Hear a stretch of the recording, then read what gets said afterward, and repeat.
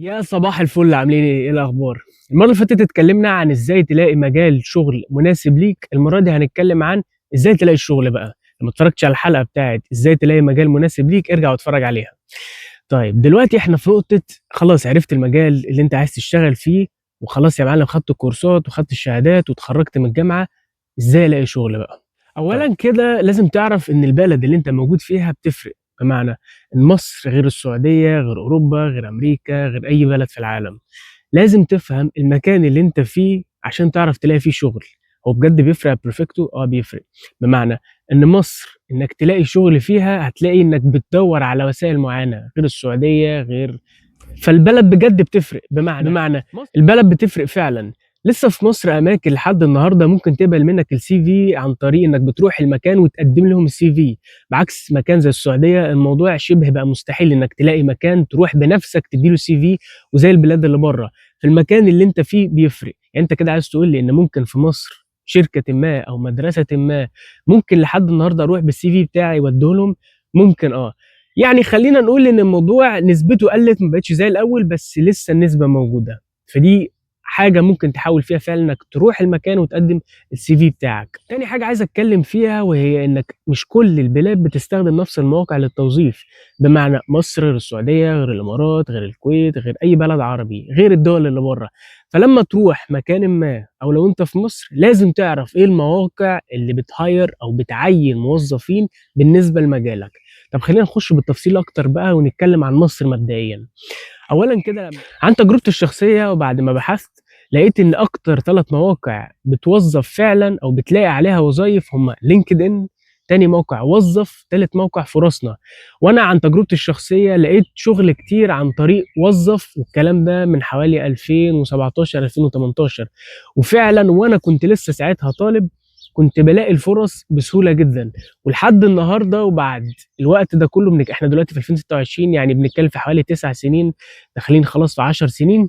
بنتكلم ان لسه لحد النهارده بنقول ان وظف من اقوى المواقع اللي ممكن تلاقي منها شغل. مش بس وظف، لينكد ان. ويا جماعه لينكد ان ده انا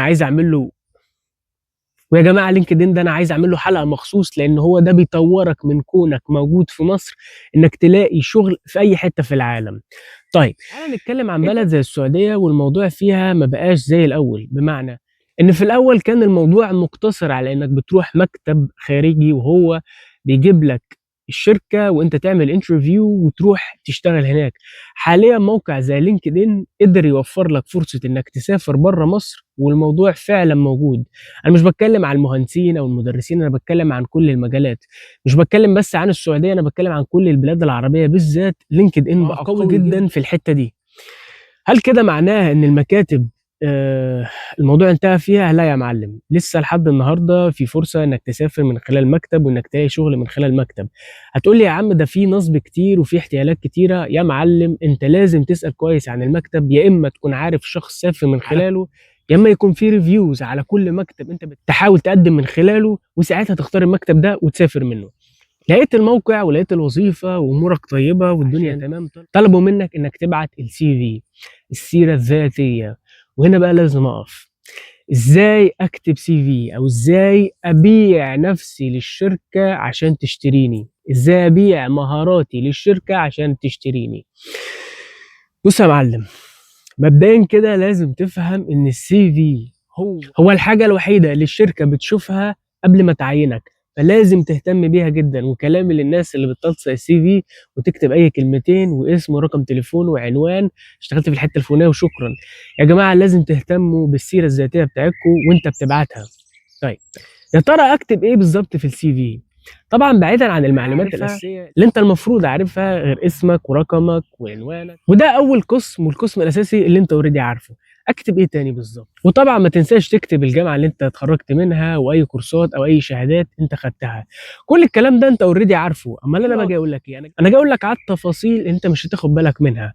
اولا يا معلم، قبل ما اقول لك على حاجه جديده تكتبها لازم تعرف الديزاين او التصميم بتاع السي في بتاعك لازم يكون واضح. بمعنى ما ينفعش اشوف البي دي اف او الورقه لو انت هتقدم من خلال انك تروح للمكان يكون الكلام داخل في بعضه، والكلام تحس إن أنا مش عارف أوضّح منين بيودّي على فين، أو إزاي، أو إحنا فين، أو إحنا مين. لأ، لازم تبقى موضّح كويس. الجزء الأول هو جزء المعلومات الرئيسية بتاعك، ولازم تسيب زي مسافة كويسة محترمة، بحيث لمّا أنا أشوف أنا عرفت خلاص إن الشخص ده اسمه كذا، والموضوع انتهى. ما ينفعش أنا أقعد أدقق، لإن أنا بيتبعت لي ملايين من الCVs لو أنا HR، وعشان تبقى مميز عن غيرك لازم توضّح كويس المعلومات دي. طب يا معلم، أنا وضّحت كويس اسمي وعنواني والتفاصيل دي كلّها، الجامعة والشهادات، وعرفت كويس جدًا إن وخلّيت فعلًا التفاصيل واضحة. أعمل إيه تاني؟ تالت جزء، لازم تكتب المهارات اللي عندك اللي أنت فاكر إنها ما لهاش لازمة.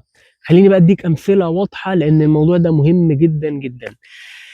معظمنا بيكتب في المهارات أو في القسم ده إن أنت بتعرف تشتغل تحت ضغط، إن أنت بتعرف تتكلم مع الناس، إن أنت. ما تفتكرش إن الHR بيشتري الكلام ده. وتيجي هنا النقطة الأهم، وإنك لازم تكتب كل المهارات اللي أنت بتعرف تعملها. يعني مش لازم عشان أنت مهندس مدني تكتب كل حاجة ليها علاقة بتخصصك، ممكن تكتب حاجة ليها علاقة بتخصص معماري أو ميكانيكا أو أيًا كان ويفرق معاك. خلّيني أدّيك مثال بسيط. لو أنت مهندس مدني وكتبت إنك بتعرف تشتغل على 3D أو أي application ليه علاقة بقسم تاني، ممكن ده ينفعك في وقتٍ ما. ودي أهم حاجة، اوعى تستقل من قدراتك، واوعى تستقل من مهاراتك. ونيجي لأهم 3 سطور بتكتبهم بعد الintroduction بتاعتك أو المقدمة عن نفسك، إن أنت بتقول بالضبط إيه شغلك ومساكن فين ونفسك تعمل إيه واتخرجت من إيه. ودي بمعنى أصح ال3 سطور اللي أنت بتعرف تبيع مهاراتك للي قدامك عشان يعرف، أو خلّينا نقول إن هو يعرف يقتنع بقدراتك، ويقول أنت الشخص المناسب للشغل. فأهم حاجة لازم تعرفها إنك تحاول تقنع اللي قدامك من خلال الCV بقدراتك وبمهاراتك. يعني اعتبر إن اللي قدامك ده شخص قاعد قدامك وبيقول لك أنت بقى شغال إيه وبتعرف تعمل إيه. أنت بتحاول تبهره بكل الطرق المتاحة، ولكن الحاجة المتاحة اللي قدامك دلوقتي هي الCV، الPDF أو الورقة لو أنت هتقدم بنفسك. آخر حاجة لازم تعرفها يا معلم، إنك ممكن ما تنجحش مع أول CV أو تاني CV أو تالت CV. اللي قدامك ده كان بيخصص كل يوم حوالي 3 ساعات عشان بس يقدم على شغل. يعني أنا كنت معتبر إن ال3 ساعات في يومي ما هو إلا إني بادوّر على شغل وهو ده شغلي. وبعد فترة الحمد لله قدرت أوصل إني عرفت ألاقي الشغل. وهي دي الخبرة اللي أنا كنت عايز أكلمك عليها، خبرة إنك تعرف تلاقي الشغل، دي لوحدها كنز، دي هتنفعك سواء دلوقتي أو فيما بعد. لا قدر الله لو سِبت الشغل أو الشغل في أي وقت قرر يستغنى عن خدماتك، هتعرف تلاقي شغل تاني بسهولة. فاوعى تستسلم يا معلم، واوعى تقول لأ أنا خلاص مش هاوصل، لإنك ما قدامكش حل غير إنك تحاول. واوعى تقول إن أنت مثلًا لمجرد إنك فشلت وجالك rejection في CV أو 2 إن أنت خلاص كده. اللي هيفرق شخص عن شخص تاني إن في شخص حاول مرة و2 و3 و1000. خلّيني بقى أشوف أنت هتحاول قد إيه.